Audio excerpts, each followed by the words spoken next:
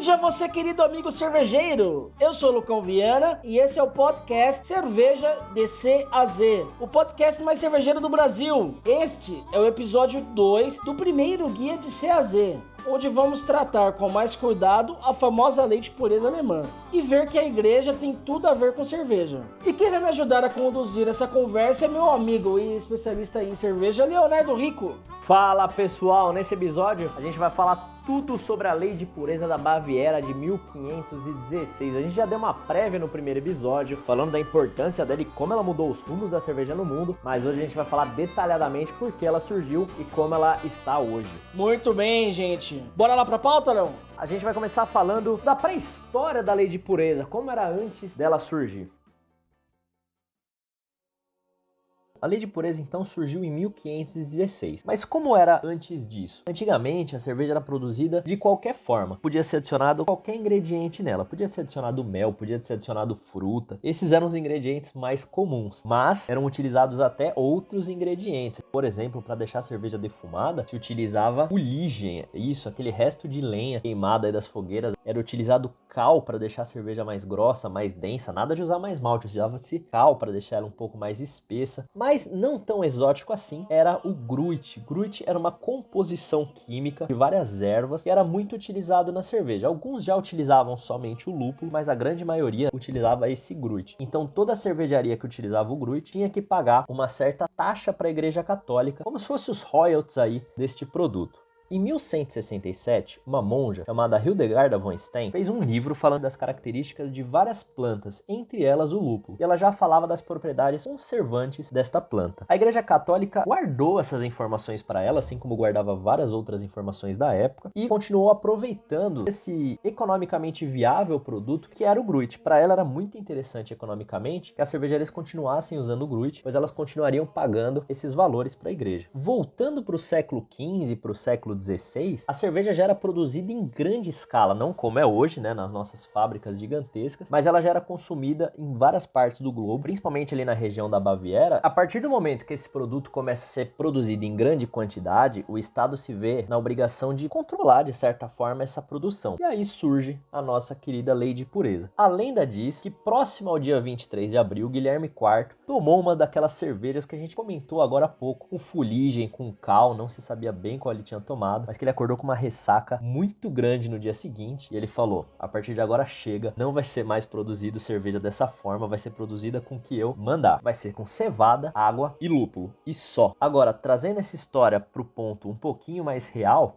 em 1516, quando Guilherme IV proíbe a utilização do gruit, ele quebra uma grande parte financeira da Igreja Católica. Ela dependia muito da produção do gruit, da venda do gruit. A Baviera deu um golpe na Igreja Católica, que era a instituição mais famosa, mais forte daquele momento. Coincidentemente, próximo àquela região, em 31 de outubro de 1517, Martinho Lutero, também alemão, prega suas 95 teses na porta de uma igreja católica e começa a reforma protestante. A igreja católica tinha perdido esse braço econômico e quase um ano depois ela sofre esse golpe. Claro, Martinho Lutero era muito próximo ao Duque Guilherme IV da Baviera.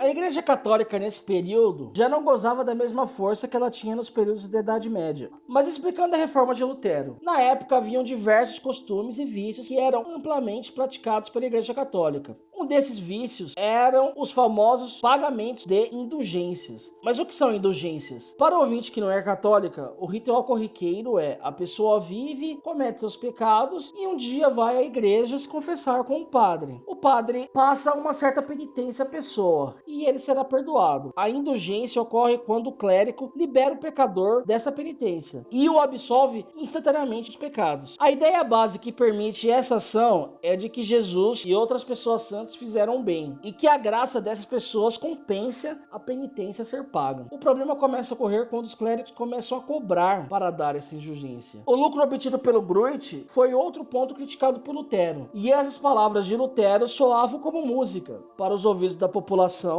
e da nobreza da Europa Central. Isso aproximou muito Lutero dos principais governantes da época. Além disso, Lutero conseguiu inspirar outras reformas em outras regiões da Europa. O rei da região, influenciado pelo Papa, excomungou Martinho, liberando de qualquer punição quem porventura o matasse. Mas Lutero conseguiu gozar de uma boa longevidade graças à ajuda de seus amigos duques e príncipes da região. A igreja, a fim de barrar as expansões das igrejas protestantes, lançaram sua contra-reforma, ocupando de forma mais presente as regiões mais distantes da Itália. Os principais monges daquela época, assim como hoje, estavam na região da Itália. Então a igreja reúne esses principais monges e mandam para aquela região onde estava acontecendo toda essa revolução, que era a região da Alemanha.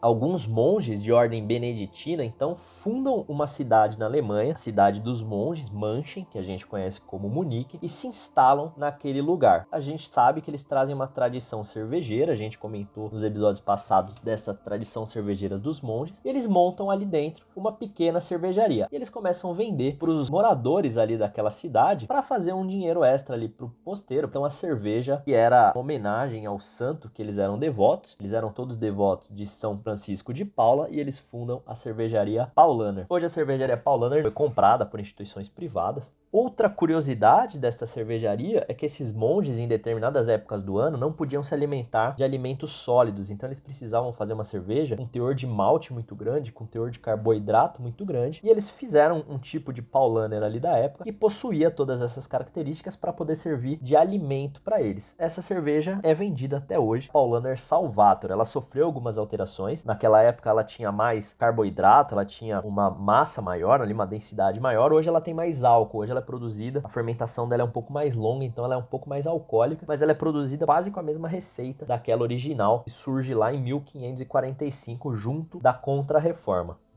Além de intensificar a presença da Igreja Católica em regiões mais distantes da área de influência dentro da Europa, a Contra-Reforma também criou instituições que perseguiam de forma extremamente violenta quem não era católico, sendo a principal delas a famosa Inquisição do Santo Ofício espanhola. Outra forma de assegurar o poder da Igreja Católica nesses períodos de incerteza era investir na conversão de pagãos ao catolicismo, principalmente no Novo Mundo. Você que não dormiu na aula de português vai lembrar que a gente lê a carta de Pero Vaz de Caminha na chegada dele ao Brasil, onde ele comenta: neste novo mundo existem muitos indígenas com suas partes de fora e que seriam um prato cheio para a conversão. Precisavam ser catequizados. A Ordem dos Jesuítas foi um braço da Igreja Católica muito importante durante todo o século XVI. O início da colonização da América Portuguesa foi realizado basicamente por jesuítas. E aí a gente vê, né, a cerveja ligada diretamente à reforma, o que impulsiona a contra-reforma por parte da Igreja Católica, que está diretamente ligada à história do nosso continente, América Latina.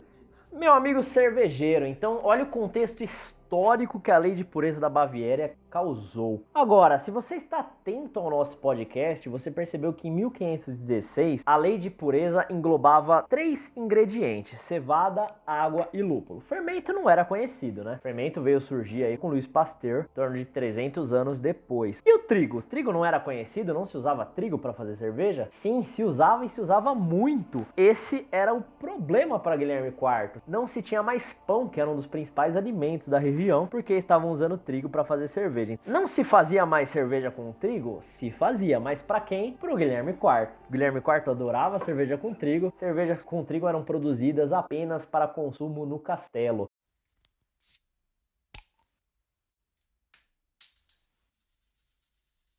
Na Lei de Pureza da Baviera, em 1806, existe uma mudança. Até então era produzida cerveja com cevada, água e lúpulo. Agora é produzida com malte, água e lúpulo, como trigo, como centeio, por exemplo, e principalmente a cevada. Mas só para o nosso amigo cervejeiro ter uma base, existem os cereais maltados, que eles conseguem germinar. Então eles são colocados em uma superfície líquida, uma superfície com bastante água, a ponto deles germinarem. E esse produto germinado é utilizado para produzir o malte. Depois, como ele está muito líquido, ele passa por uma torra, né, uma torrefação. Você só secar, você tem aquele malte mais clarinho, utilizado naquela cerveja mais comum. Se você deixar ele nessa torra por muito tempo, ele vai ficar um grão bem escuro, semelhante ao café, por exemplo. É utilizado nas cervejas mais escuras, como a Stout, como a Porter. E essa lei, Léo, ela é seguida até hoje? Em 1950, já no século XX, começa a se arquitetar a tal comunidade europeia. Tem que abrir o mercado, não tem que vender o produto de um, comprar o produto de outro. E essa lei não se encaixava nem um pouco com a União Europeia. Por quê? As outras cervejas, elas não seguiam essa lei de pureza. Então não poderia ser vendido na Alemanha uma cerveja que não seguisse essas leis. Hoje a lei de pureza da Baviera está dentro de uma lei que é chamada lei fiscal. E aí, meus amigos, na verdade a lei de pureza ela existe, mas olha que interessante. Os advogados que estiverem ouvindo o nosso programa vão ficar super felizes porque a lei tem uma brecha. Então qual é a lei hoje? Você só deve produzir cerveja com água, malte e lúpulo, a não ser que você esteja produzindo uma cerveja especial. Ou seja, se você produzir uma cerveja diferente, você fala que é uma cerveja especial. Você fala que é uma cerveja de outono, você fala que é uma cerveja de inverno, você fala que é uma cerveja que eu vou fazer com rótulo verde. A brecha está dada. O curioso é que 95% da população alemã só bebe cerveja seguindo as leis de pureza da Baviera. Então, pessoas ainda aderem a esse estilo. Como foi importante essa lei e moldou toda a escola alemã de se fazer cerveja. Vou só dar um adendo aqui, um fato curioso. Um estilo muito vendido na Alemanha hoje recebe a adição de suco de limão. Se você for no verão na Alemanha, você vai encontrar um estilo de cerveja chamado de Radler. Esse estilo recebe a adição de suco de limão. 1/3 do líquido é suco de limão, 2/3 de cerveja. Os alemães aceitam bem hoje essas modificações. Os autores aqui do podcast não gostam, mas para quem gosta, fique à vontade de experimentar esse estilo. Pra gente é bastante esquisito.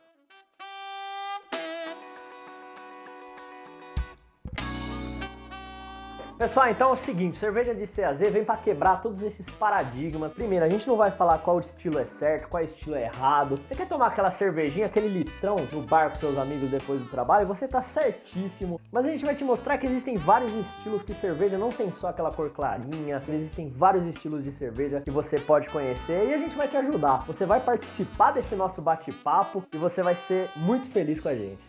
E aí galera, gostaram do nosso episódio? Estão curtindo o Guia de CAZ? Bom, que ele não acaba por aqui, ele continua lá no nosso Insta, @cervejadcaz, com postagens exclusivas durante toda a semana sobre o episódio desta quinta. Ficou difícil visualizar algum rótulo comentado pela gente? Alguma história contada ficaria melhor com estímulo visual? Cola lá no nosso Insta que você não vai se arrepender, caro amigo cervejeiro. O primeiro Guia de CAZ é uma criação nossa para você que está começando agora não entrar totalmente no escuro. Nosso guia tá aí para te ajudar a perceber qual estilo de cerveja mais te apetece e quais outros podem te agradar mais, para você sentir prazer em variar a pedida. Afinal, a vida é muito curta para tomar sempre a mesma cerveja, não é verdade? E para você, amigo cervejeiro mais experiente, nosso guia é um convite para você degustar e perceber as nuances de cada cerveja, cada estilo citados aqui. A gente tem certeza que uma coisa nova você vai acabar aprendendo em cada episódio. Muito obrigado pela audiência e até a próxima quinta.